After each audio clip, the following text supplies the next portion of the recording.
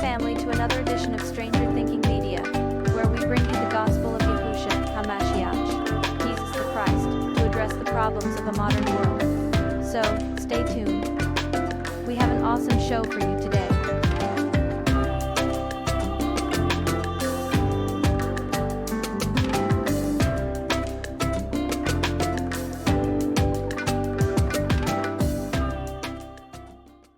Ukraine is being slaughtered. Russia is dominant on the battlefield. We have heard in recent weeks so many details of how the United States stopped an agreement between Ukraine and Russia, which would have spared Ukraine of this war. And the U.S. stopped it because it told the Ukrainians, you keep fighting. And the Ukrainians have lost hundreds of thousands of people. You have these two, Zaluzhny and Zelensky, who are basically in the U.S. pocket and have been funded by the U.S., and the U.S. told them, fight. And it's been a bloodbath and a disaster, and it continues to be so, and it will continue to be so. And so this is an end game.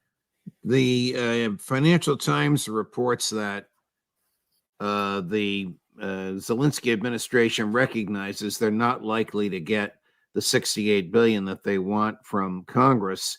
And so they're trying to get a loan from the EU. That was vetoed by President Orban of Hungary. But it appears, according to the Financial Times, EU country members on their own are pooling together a loan of $20 billion to the Ukrainian government. I mean, such a loan is crazy. If it would ever be paid back, it would be paid back by the United States. They don't have the ability to pay it back. Their government will collapse without United States dollars on a regular basis. Am I reading this right? No, this is all pathetic because it's all in denial of basic facts that have been evident for many, many years. That this is a war caused by the U.S. Insistence that Ukraine be part of the U.S. NATO military alliance. And the U.S. has persisted in this. And even when peace on the basis of Ukraine's neutrality was at hand in 2022, the United States stopped it. The Europeans act like vassal states to the U.S. These are deeply unpopular governments in Europe. There's not a popular leader in Europe right now. They're losing elections massively, one after the other, because this is a plan that has just gone over the cliff. It was a terrible idea.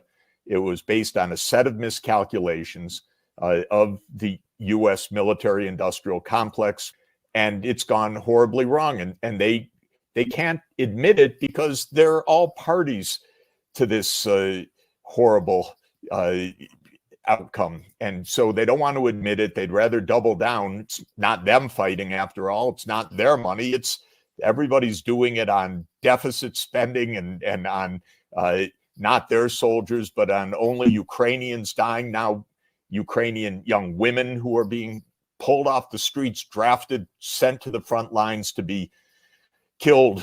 It's just unbelievable. But this is what happens when this becomes a personal venture of a small number of people sold to the public on completely false pretenses, lies all the way, not on money voted by governments, but finding every subterfuge to just add to the pile of debt without accountability or responsibility. This is what's happened. We now have a foreign policy in the hands of a few people. They happen to be incompetent, aside from everything else. Or there's another theory, which is they don't really care so much about the outcome. It's the war itself that's the desirable part because it's big business.